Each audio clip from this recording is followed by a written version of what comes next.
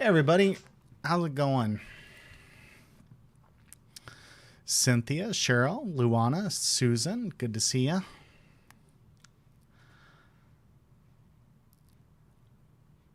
little bit early here, not quite 7 o'clock. Sound coming through okay for everybody?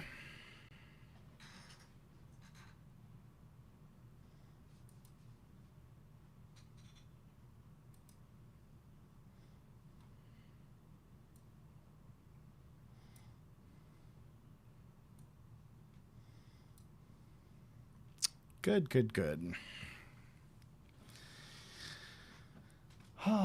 So we got a little bit of rain today.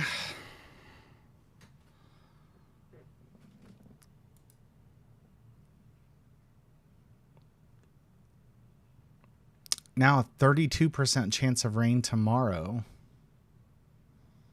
That's what it was today. It may just rain every day. But in Texas, you're not allowed to complain about rain. So what are you going to do, huh? I'm off to the side. Why am I off to the side? Come here. No. Oh, wait. There we go. Nope. Now I'm really off to the side. Okay. Back to where you were. I'll just move. There we go. Jeff and Jill, how you doing?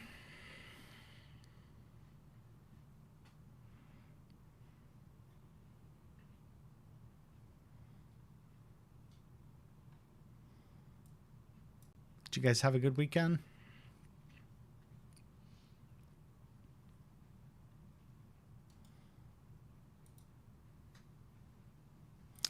Jack and Dorothy, good to see ya.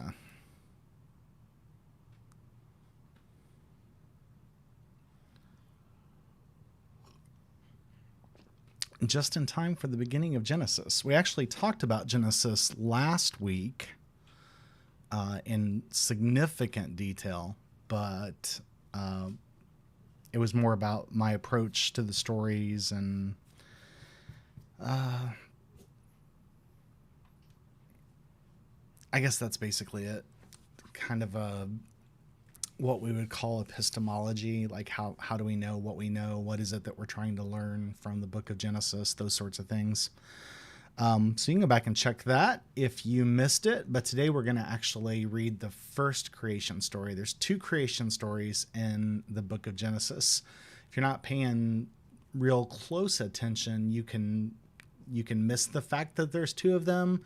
It can look like one of them is just an expansion of the first one, but it's actually a different creation story. So today we're going to look at the first one, and then next Tuesday, we'll be looking at the second creation story. Kim, good to see you.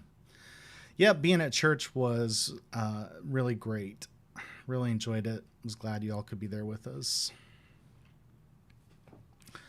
I was very happy with the turnout. I hope we have even more as people get back into the swing of things.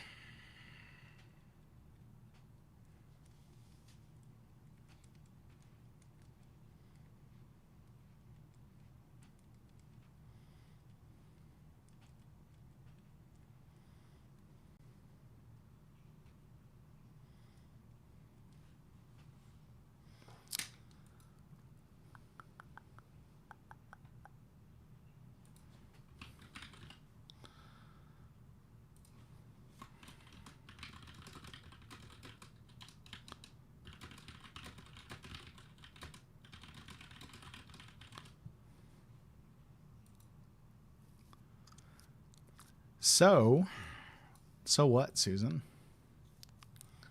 So black-hearted?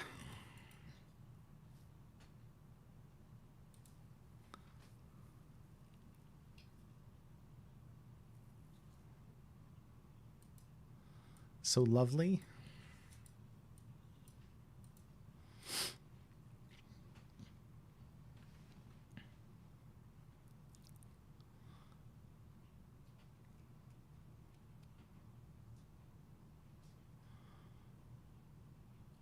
So emotional to see everyone.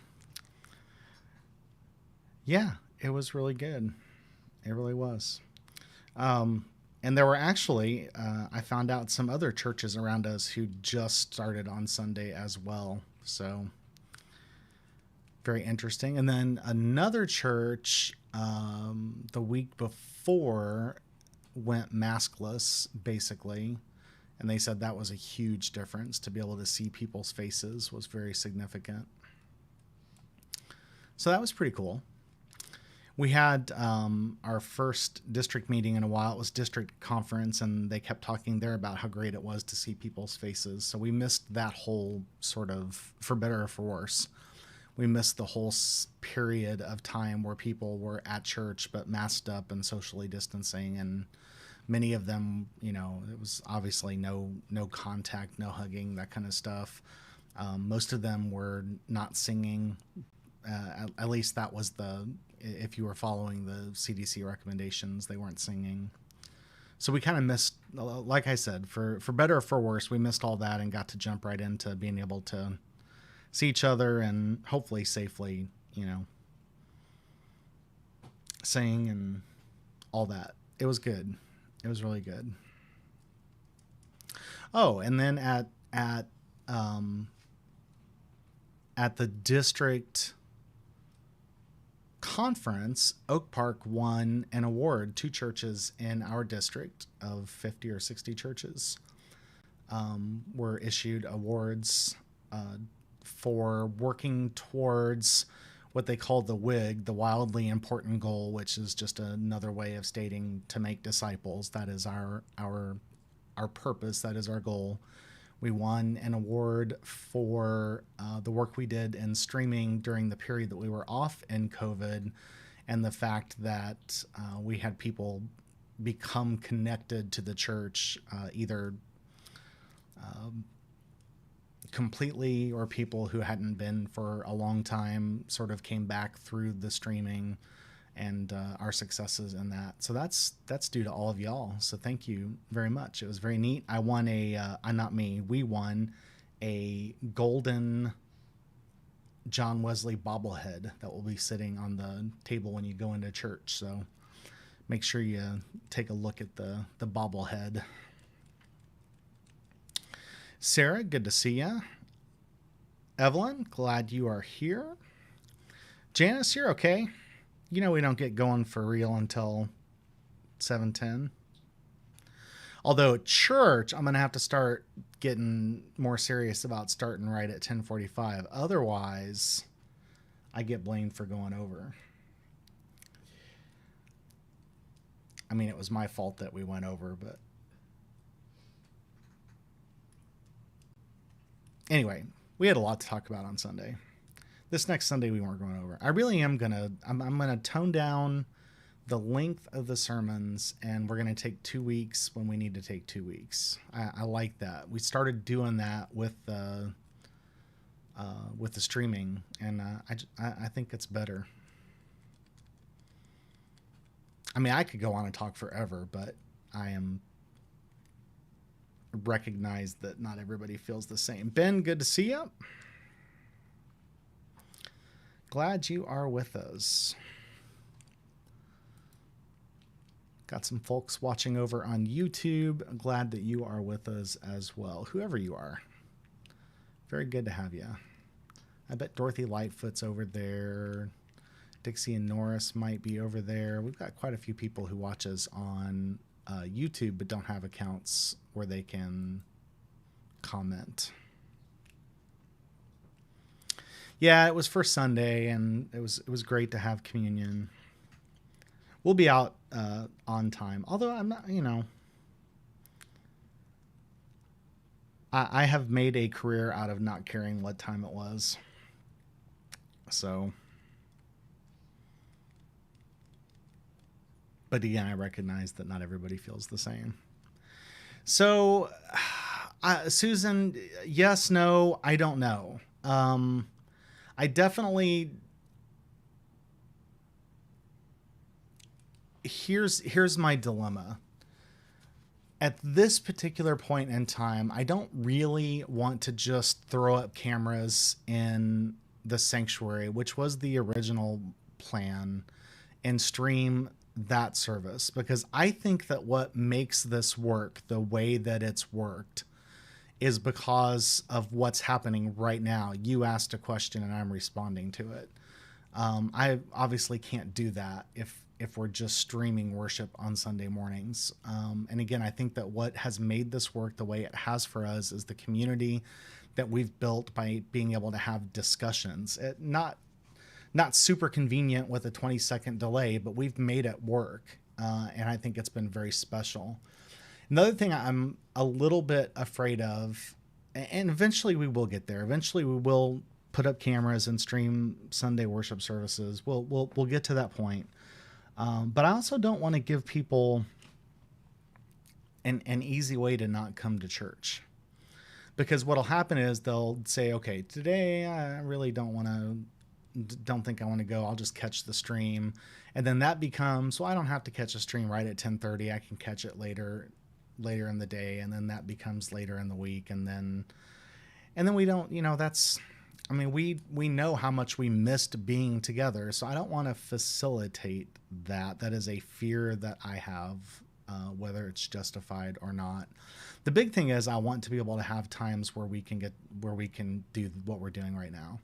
So I do want to still have a worship stream, but it will be different. It'll be a teaching kind of thing where I go over the sermon. I was thinking about calling it something like What I Meant to Say, because every time I preach a sermon afterwards, I always think, oh, I wish I had said this, or I forgot to say that, or I didn't really mean that. And I thought that would be a neat way for, people who had already been to church could still enjoy the stream, because I'd be adding to it. I'd be going into, maybe go more into depth in one thing and not so much into another one that I decided was kind of a waste. I mean, I do that sometimes. I go down a rabbit hole of something that I think is really important, and then by the time I'm done with it, I realize that didn't add a whole lot to the discussion. And then it would also be good for people who couldn't make church. They could still be part of the streaming community. And again, we built this community. We built this city on rock and roll. No, we built this community by this way of streaming, and so I don't want to give that up. So that is kind of Church Point 2. I like that. Yeah, that's pretty good.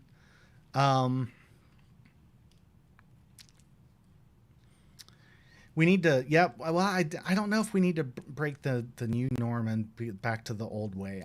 I don't know if I understand completely what you're saying, and I agree with you, but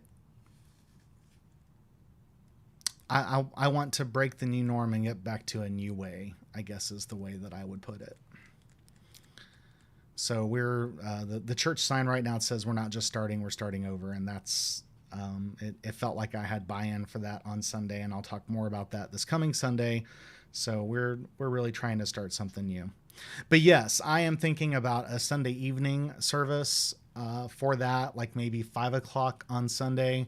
But then I also thought maybe it would work better on Wednesday, like a Wednesday night kind of thing. But Sunday night seems to be the case. I couldn't do it last Sunday anyway because we had district conference. And there are going to be some times that Sunday evenings aren't possible.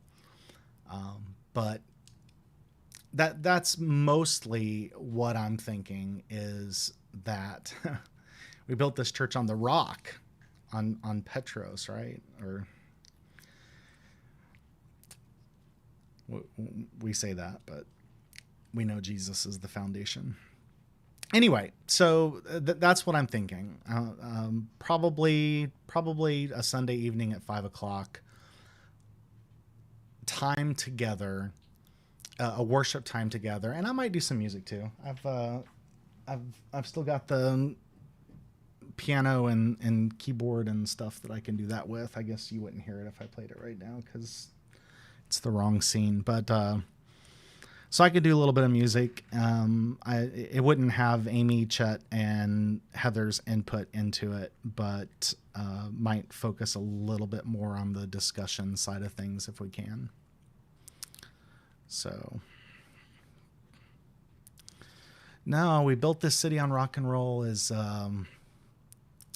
who is that? Starship. Took me a minute to remember.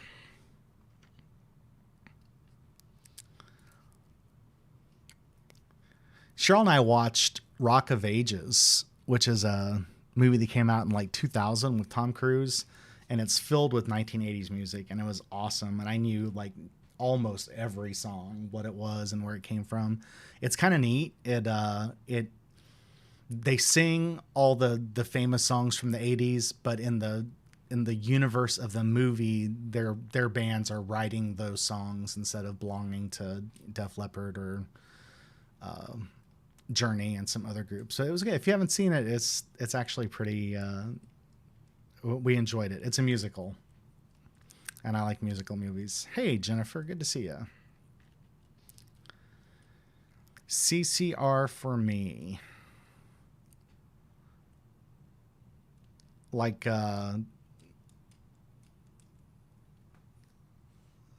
clearance something revival. Is that what you mean by CCR? Credence Clearwater Revival.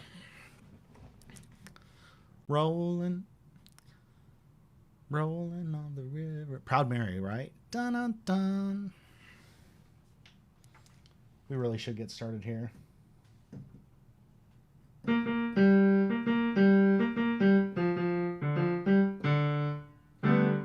Yep. Okay.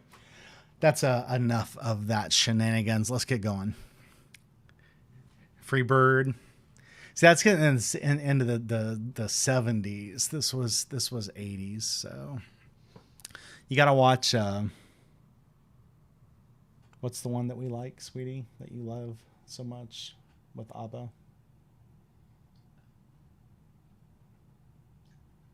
Oh gosh, what's the ABBA one? It's brilliant. ABBA musical. Oh, Journey's my favorite. I'm not knocking Journey. No. Mamma Mia, yeah. Got to go back to Mamma Mia to get the 70s musical music, at least from one group. Journey's my jam for sure. All right, let's take a journey. Did you like that segue? Let's take a journey to Genesis and see what we have in the Holy Word of God.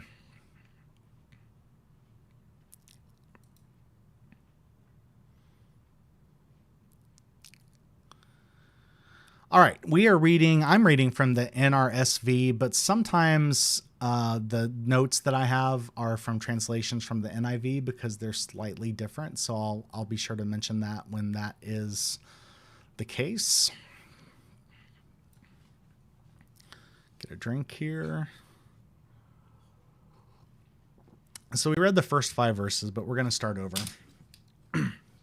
In the beginning, when God created the heavens and the earth was a formless void, and darkness covered the face of the deep, while a wind from God swept over the face of the waters. And I do want to look up NIV just to show you one difference. We talked about this before. I'm not going to go into it big time, but in the NIV, it's translated as opposed to a wind of God swept over the face of the waters, it says the Spirit of God with a capital S. So the NIV is all in on this sort of Trinitarian creation.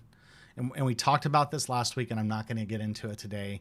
But when God speaks, when the word comes forth from the mouth of the triune God, we remember that Jesus is the Word. John tells us in John 1:1-5 that in the beginning was the Word, and the Word was God, and the Word was with God. So we have the Trinitarian formula, even though they didn't have a theology of the Trinity at that particular time.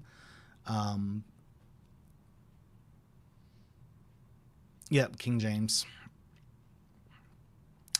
Even though there was no Trinitarian theology at the time Genesis was written, there was no Trinitarian theology at the time John was written, at least not one that was stated doctrinally. That didn't happen until the 3rd or 4th century, or at least second, third, fourth, sometime around there. But we go back. we read this with the knowledge that we have today, and we see the Trinity right here. So in the beginning, when God created the heavens and the earth was a formless void. And so there's an idea here that you can get into, and you can argue, and they've argued about this doctrinally. I don't think there's much here for us to really glean from a deep examination of the arguments. But the question is, was there something there, or was there not something there? Did God create the phrase that we use as ex nihilo, meaning out of nothing? Or was there something there? Was the formless void a thing that God transformed, or was there nothingness and God created from that? So it's not. It's difficult for me to say it's not important, because these are things that battles were fought over at one point in the formation of the early foundations of our faith, but it doesn't seem important for our knowledge today. It doesn't change anything for me. I believe in this ex nihilo creation, that there was nothing. When God said, "Let there be light," I have nothing against the Big Bang being a very valid theory. In fact, I'm going to read something in a few minutes about that if I have time today. If I were God, I think a Big Bang would be an incredible way to start the universe. When God said, "Let there be light," why not have a huge explosion that created the universe and is continuing to go? So again, it doesn't matter. Formless void, darkness covered the face of the deep, a wind from God swept over the face of the waters. One thing that is important to notice here is that, and I think this is very intentional on the part of the author. By the way, this is the priestly author. We're going to get into this. The second creation story is by a person we call the Yahwehist. Yahweh being one of the first names for God. In fact, it was a name that would not have been spoken or even written completely in the time of the early Israelites. When they were telling these stories, they would not say that name. And in your Bible, there will be some places in the Old Testament where it will say the word Lord will be used for God, and it will be all capital letters, and that's always a translation of Yahweh. When they wrote the name down, they wouldn't include the vowels in it. It was just a reverence thing. Just speaking the name of God was such a reverent thing that it wasn't done. We believe that we have a relationship, a personal relationship with a personal God, and so it's not sacrilegious for us to speak the name of God. But anyway, there are two authors writing back and forth in the first 5 books of, at least two, the first 5 books of the Old Testament, the priestly writer and the Yahwehist. And this is the priestly writer. Okay. So God said, "Let there be light," and there was light. And God saw that the light was good, and God separated the light from the darkness. God called the light day, and the darkness he called night, and there was evening, and there was morning the first day. So what's kind of missing from, I think, a normal examination of this passage, we have this idea that on the first day, God created the light and the light and darkness. Now, we have a better scientific understanding than they had then.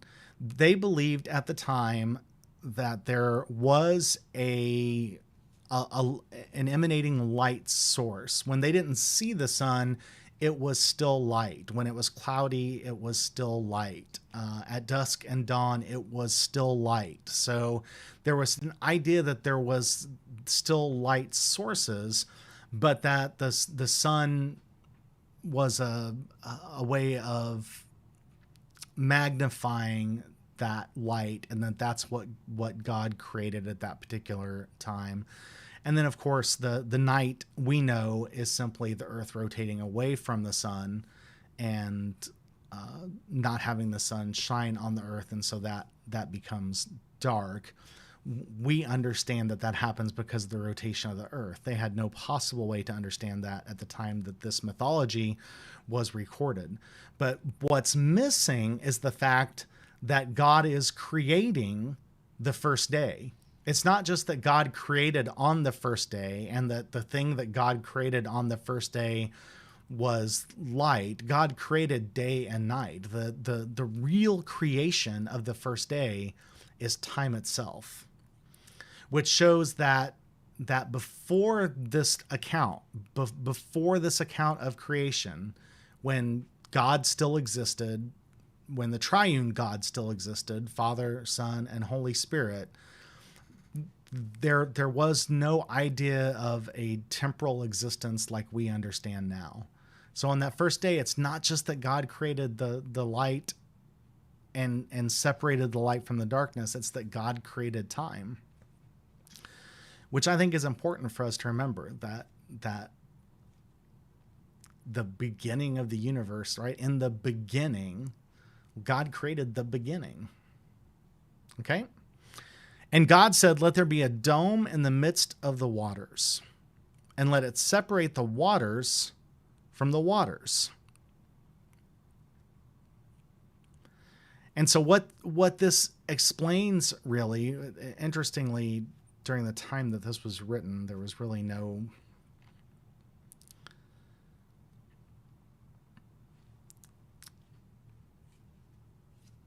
how do I say this?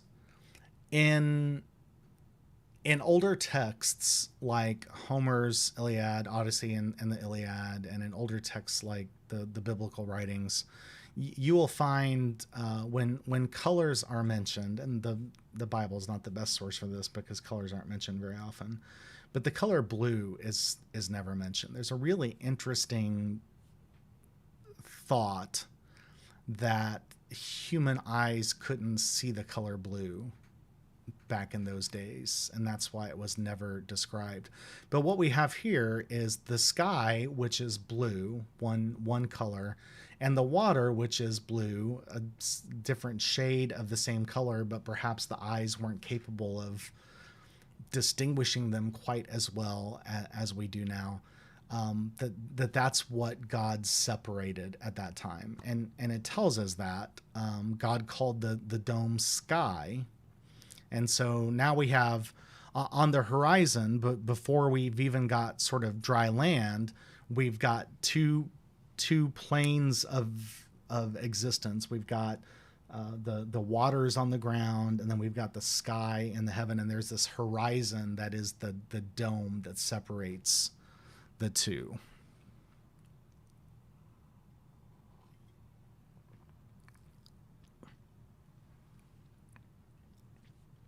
And then there was evening and there was morning. So time continued, and there was a second day.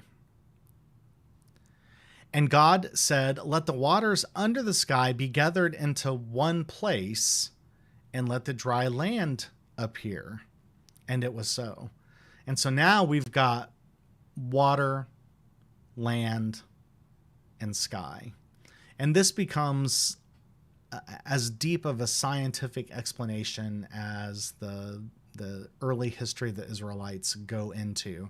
It is science for them. It was separation. It was demonstrating a knowledge that the water is different from the land and the land is different from the sky. So it's not advanced science by any understanding of the word, but it was science for them.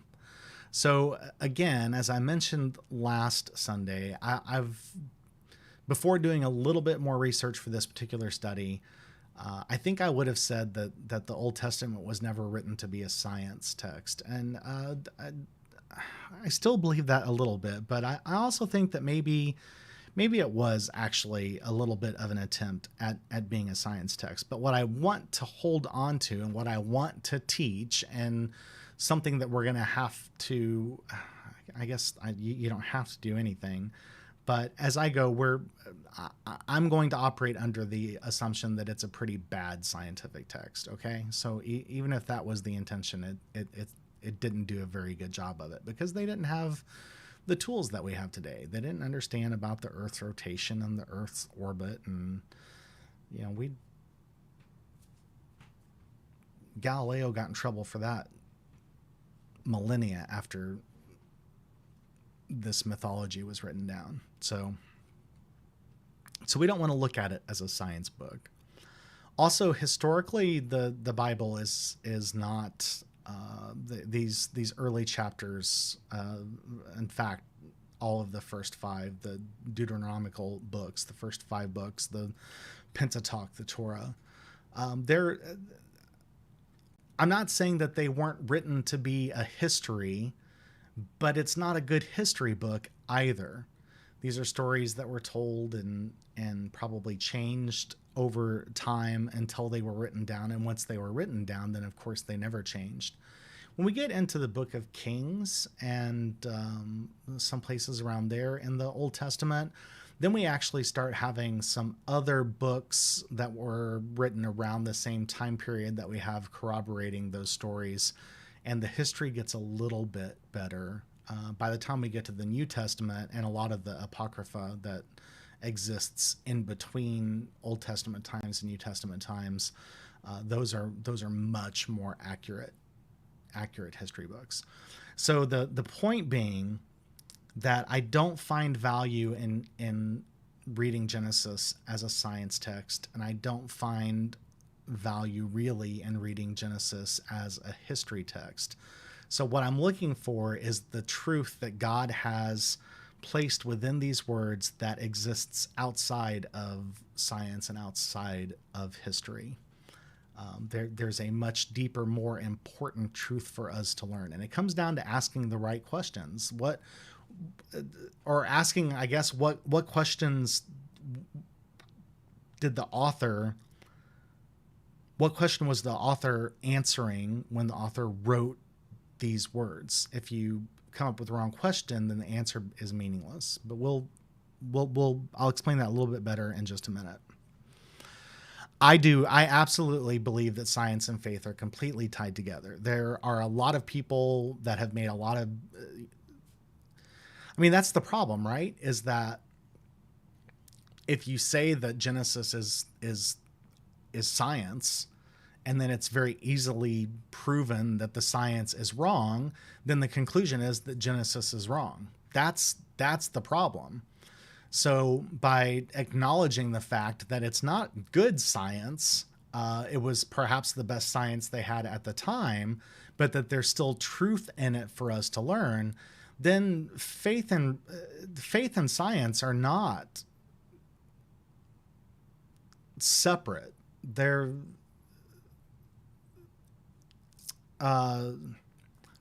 sorry, lost my train of thought a little bit. It's a false dichotomy to say that you have to either believe in science or faith. They both can go hand in hand. And it's as simple as saying, well, this is what science says happened, and then the person with faith can say, sure, that's how God made it happen. There's no way for one to disprove the other.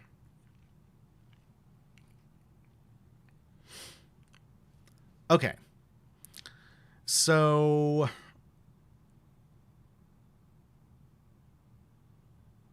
we're up to land. Verse 9. God said, let the waters under the sky be gathered together in one place, and let the dry land appear. And it was so. God called the dry land earth, and the waters that were gathered together, he called seas. And God saw that it was good. And is this the first time I'm looking? I think this is...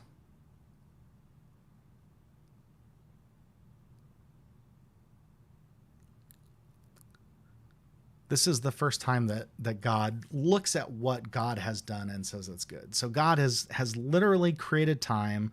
God has taken this formless void, which is a chaos in and of itself, and God has ordered the chaos. God has separated the sky from the sea, and now he's separated the land from the sea, so that now we have we've got sea, land, and sky, and God has done what God always does. And this will be a theme throughout the creation stories, and I think throughout lives of faith, that God is the God who orders chaos.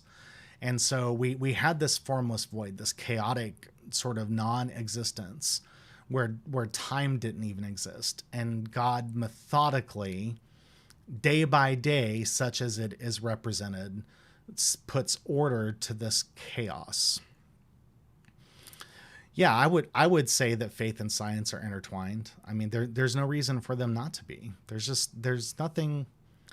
If like I said, if somebody proves someday beyond a shadow of a doubt that the Big Bang is exactly how the universe was created, like I said, if I were God, that would be as good a way as any to do it. Big Bang would be great. Somebody can prove evolution. That doesn't mean that God isn't the source behind evolution. Those things are not, they don't conflict with each other. And the scientific world is more likely, there's actually some interesting, I'd have to look at recent statistics, but I read statistics from maybe 20 years ago that said that as people's scientific knowledge improved, and I'm talking at a high academic level, like going from master's degrees to PhDs and understanding metaphysics and that sort of thing, that belief in God increased as well. And that's where I get. The more I understand about metaphysics and particle physics and string theory, and there's maybe metaphysics is the word. It seems like there's another word that I'm missing. But the interconnectivity of all things, the more I understand about how the human body works, the more there's something called the ontological proof for the existence of God, and it's also often called the watchmaker's story. And so the proof is set like this: you're walking along a beach and you look down and you see a watch. And you pick it up and you look at it, and it's got these bands on both sides, and you see the hands move around, and you turn it over and you pop off the back, and you look in and you see all these tiny little gears, and they all work together, and by somehow the little second hand clicks every single second and goes through. When you look at that, you would not say this thing occurred randomly. This watch just without any directed order or without any reason just happened to appear. All the gears fell into place just perfectly so that this watch would keep time. Nobody would ever think that. People would assume that if there's a watch, there's a watchmaker. And the human body is infinitely more complex than a watch. And so how can you say if there is a body that there's not a body maker? So that's the ontological proof for the existence of God. I find that logical proofs for God's existence are relatively weak to begin with, but that's a pretty good one. So yes, for me, science and faith are completely intertwined and never diametrically opposed. Okay. So now we've got this chaos is really being put to order. So then God said, "Let the earth put forth vegetation, plants yielding seed." And even then, even back in this time, they understand the genius of fruits that have their own seeds. How amazing is that you can actually take the product of a tree, and you can not only eat the product of that tree, but that product contains the very seeds necessary to replace it in quantity and more. It's pretty amazing. You can take a pineapple. We learned this when we went to Hawaii on our honeymoon, which I guess, no, we weren't there yet, were we? 10 years ago. We were still at annual conference, but we were headed there. But the basically you can go to the grocery store and get a pineapple and pull off that top of the pineapple, the part with all the leaves and everything. You can plant that, and a couple years later you have a pineapple tree. That it's a little tree that it's not huge or anything, but a pineapple can. It's just amazing. So God said, "Let the earth put forth vegetation, plants yielding seed, and fruit trees of every kind on earth that bear fruit with the seed in it." And it was so. The earth brought forth vegetation, plants yielding seed of every kind, and trees of every kind bearing fruit with the seed in it. Now, this is just a repetitive way, and this is something the priestly writer does. The priestly writer is very repetitive, very poetic. And so we have this long saying that God said, let this thing happen. And then the author describes that exact same thing happened. And God saw that it was good. And there was evening and there was morning, the third day. And God said, then let there be lights in the dome of the sky to separate the day from the night, and let them be for signs and seasons and for days and years. And let the lights in the dome of the sky to give light upon the earth. And it was so. And so here we're talking about stars specifically, but also acknowledging, okay, I think I'm accurate in saying this, so I'm just going to say it. What they noticed is that the stars in the sky came and went, and that's what the seasons were. So they named the constellations, and they noticed that a constellation was in the sky, and then time would go on, and then that constellation would return. And so they noticed an order to that. So they weren't understanding that the stars were fixed points, that they were suns and galaxies far, far away. But what they didn't understand that the earth was rotating and that those stars were just coming back into view, but they understood that there was an order to things. And that is, I think, the most important thing that we can garner from this first part of the creation story until we get to when humanity is created, that it was ordered, that it was temporal, that there was a consistency to it, right? And it was so. Then God made the two great lights, the greater light to rule the day, and the lesser light to rule the night and the stars. So here we have the sun and the moon specifically. So I guess I need to correct myself and go all the way back to the beginning. I kind of talked about this, but I really talked about it in the wrong order. I mentioned that there was this sort of pre-existent light, and then that God created the sun that amplified the light and the moon that reflected the light. Of course, they didn't understand that then, but I guess I need to go back and correct myself and say that the light that was created in verse 3 is sort of this general light that I was speaking about. And it's not until verse 14, 16 actually, where God specifically creates the greater light, the sun, to rule the day, and the lesser light, the moon, to rule the night. And again, we have the science to understand that the moon is not a light. The sun is a light. The sun is a light source, and the moon actually reflects that light source, but they would not have understood that. And then the stars, okay? So God set them in the dome of the sky to give light upon the earth, to rule over the day and over the night, and to separate the light from darkness. So God had already separated the light from darkness all the way back in verse 3, but now we have these amplifications. So we have the sun that makes the day burn with brightness, and then we have the moon that illuminates nighttime just enough to let people see, and then the stars also were helping that as well. And that was evening, and there was morning the fourth day. So now God said, Let the waters bring forth swarms of living creatures, and let birds fly above the earth across the dome of the sky. So God created the great sea monsters and every living creature that moves, with every kind, with which waters swarm, and every winged bird of every kind. And God saw that it was good. So now God's doing more creating, more ordering. Things are starting to look alive, right? We've got actual life now. We've got birds flying in the sky. We've got Leviathan, as God refers to in Job, and other sea creatures. And it's life. It's animal life, right? We already have the vegetation, which was life, but now we have animal life. And God saw that it was good.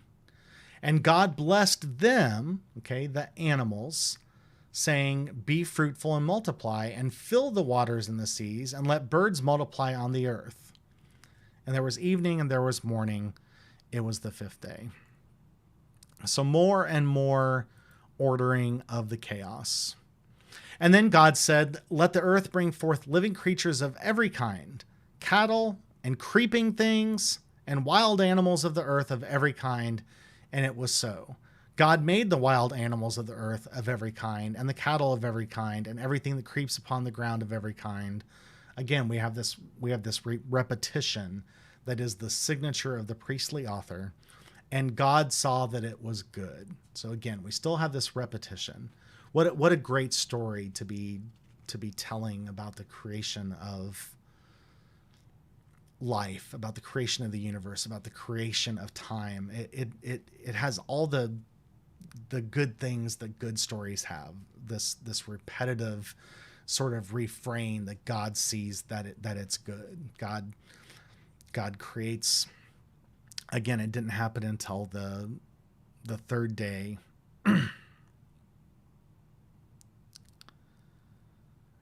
when God created the dry land. So now we have the separation of earth, sky, and land, and God sees that it's good. And then we have vegetation, and God sees that it's good.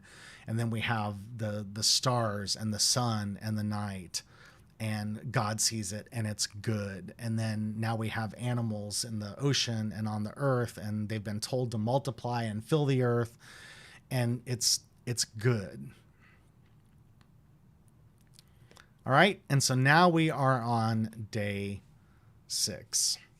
Then God said, "Let us," we'll talk about that, "let us make humankind in our image according to our likeness, and let them have dominion over the fish of the sea, and over the birds of the air, and over the cattle, and over all the wild animals of the earth, and over every creeping thing that creeps upon the earth." Okay, so God has a conversation with a group of people. We're going to talk about that, but let me go on. So God created humankind in his image.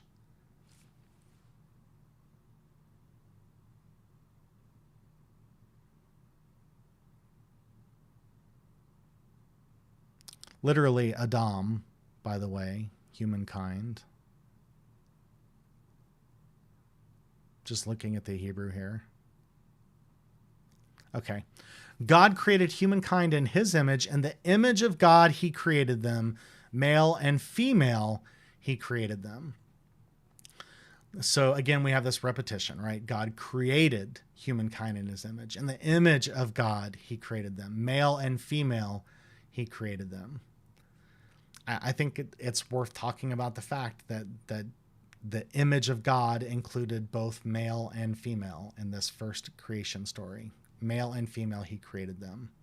I'm going to keep going. We're going to come back, okay? But we're not going to actually come back until next week. But let me keep going. God blessed them, and God said to them, "Be fruitful and multiply and fill the earth and subdue it, and have dominion over the fish of the sea and over the birds of the air and over every living thing that moves upon the earth." We need to talk about what that means. We need to talk about what having dominion over everything on earth actually means, because it does not mean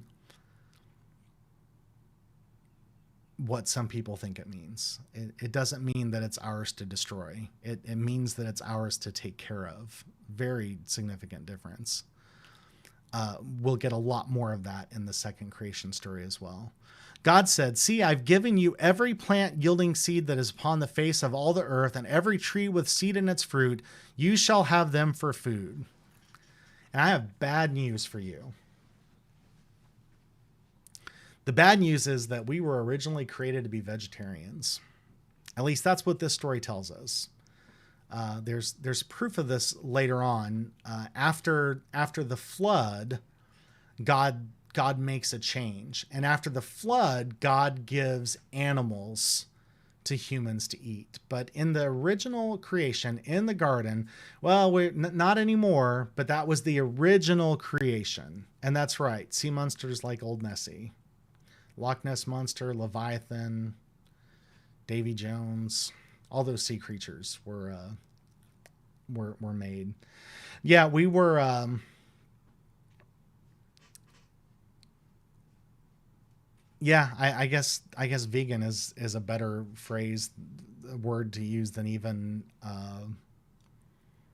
vegetarian. In the garden, in this story, so does God give animals the right to kill at first?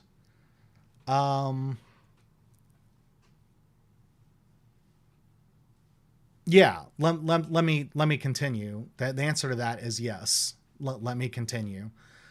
Verse 30, to every beast of the earth and to every bird of the air and to everything that creeps on the earth, everything that has the breath of life, I have given every green plant for food. And it was so. So in this particular case, at this point, the answer is still no. So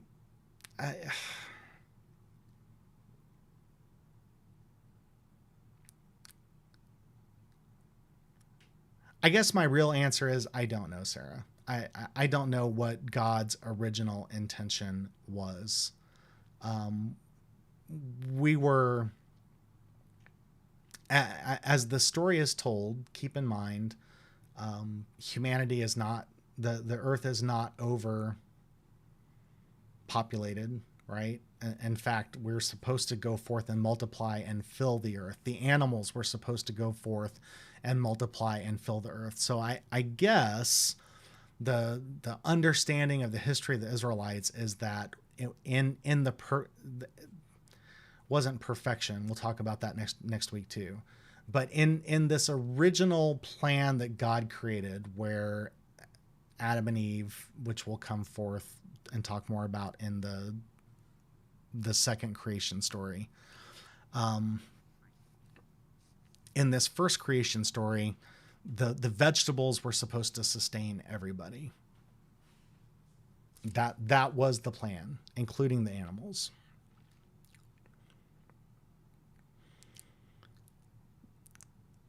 That's obviously not sustainable. We understand more about biological systems and about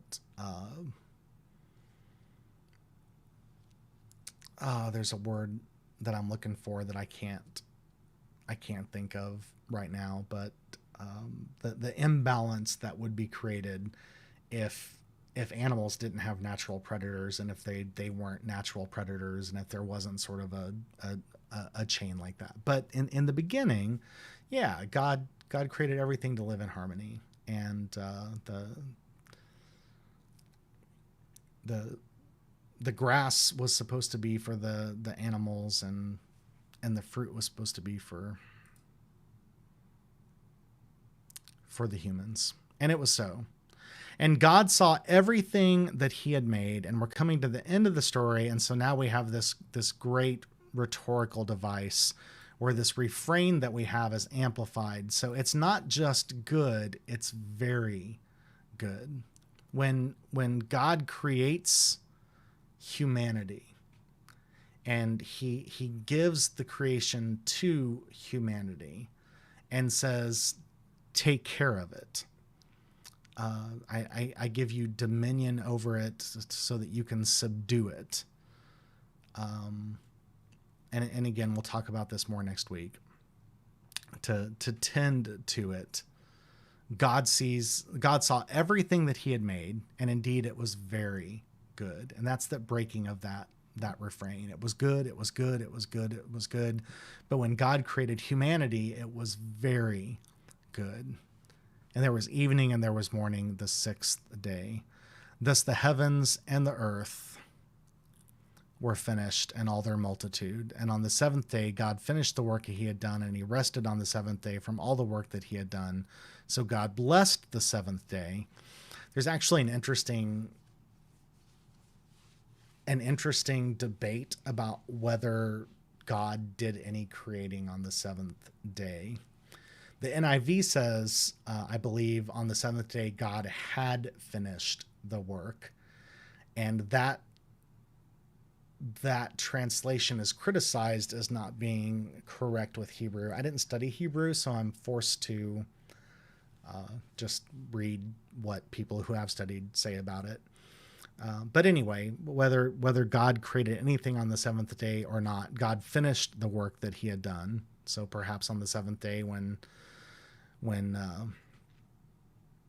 the sun rose and the moon came up and the next day started, which was how they counted days then. Days began in our night. God rested.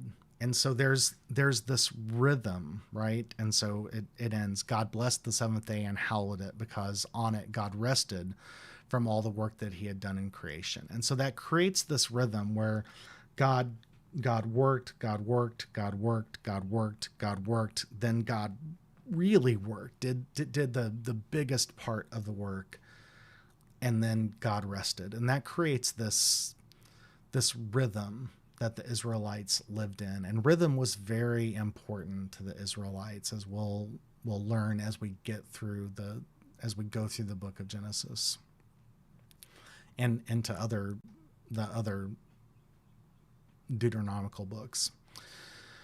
And then just half of the next verse, these are the generations of the heavens and the earth when they were created. And that is the first creation story. So it's very typically conflated with the second creation story, as if the second creation story is a deeper explanation of the first story, as if the second story says, okay, now let's go back and let's really dig in to understand better what happened. But it's actually it's a second accounting of creation. It's a second creation story, and we're going to look at it that way. But next week, I don't know if we'll get to that second creation story yet, because I do want to go back and I want to talk about what God meant when God said, let us make humankind in our image, according to our likeness. I want to talk about the image of God. I want to talk about what it means to be made in the image of God, what that means. What is it? What is an image of something as compared to the actual thing? And I want to talk a little bit more, although I think we might be better served to hold off on the discussion about what it means to be giving dominion over earth, being told to subdue the earth, when we get into the second creation story, where it becomes more clear that God created a garden for Adam and Eve, and that God asked Adam and Eve to tend to that garden. That was their job. Their vocation was to tend to the garden. The lamb and the lion will live together, and this was before the fall of man. It was. Well, that's the Adam didn't really give Eve the rib as much as God took the rib from Adam and gave it to create Eve. That's part of that creation, that second creation story that we'll talk about a little bit next week, maybe, or the week after. But when you get specifically into Adam and Eve and those stories, that's in that second creation story written by the Yahwehist and not the priestly author.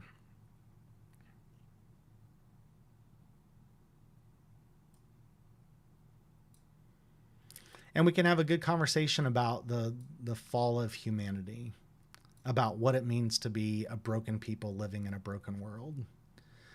Because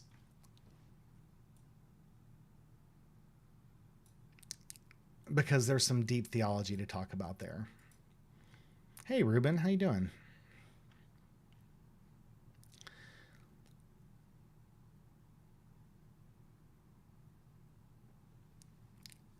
I mean, God definitely spoke to the animals. God told the animals to multiply. Let's see. Let's find that again.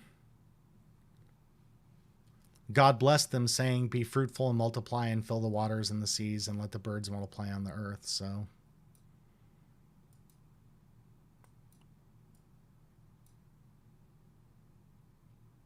I don't know if he talked to them in, a language that they understood, or whether he spoke to them in their minds, or how that worked, but he gave them the same command that he gave to humanity, which was to be fruitful, multiply, and fill the earth. We were created to bear fruit, and we do bear fruit. And as Jesus says later, good trees bear good fruit and bad trees bear bad fruit.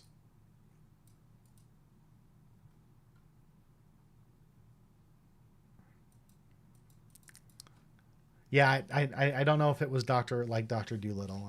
I'm having a little trouble imagining it to be exactly like that, but who knows? Who knows? I I love C.S. Lewis. You guys know how much I love C.S. Lewis, and in the Chronicles of Narnia, the C.S. Lewis writes about. Of course, C.S. Lewis is the idea of the Chronicles of Narnia was, what if God had revealed Himself in the incarnational form in a different way, and Aslan the lion becomes the savior figure, the Jesus figure, and in that story, God made some of the animals smart and kept some of them dumb, and He was able to speak to the smart animals. So C.S. Lewis certainly had that imagination and thought about that. Well, they, biblically speaking, they would definitely all have the same language. I don't know about animals and humans, but humans had the same language because they weren't given different. Their language was not confused until we get to the story of the Tower of Babel.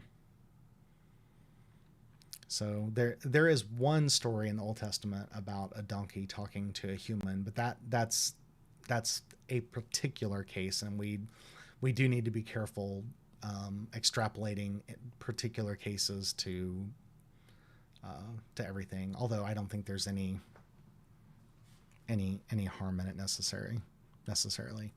Yeah, Janice, when I get to heaven, I'm going to hang out with Jesus, obviously for quite a while, but then I'm going to find C.S. Lewis, and we're going to hang out for a long time. All right, so that is it for today. I'm very excited to continue sharing this with you, and I just don't want to rush it. I want to share something that I wrote a few years ago about all of this that kind of explains where I'm coming from, I think, in as concise of a way as I'm capable of. I actually wrote it for school back in 2010, I think. So it's 11 years old, but what I believe about this hasn't changed that much, and I was much more concise back in those days. So I'll share that with you next week.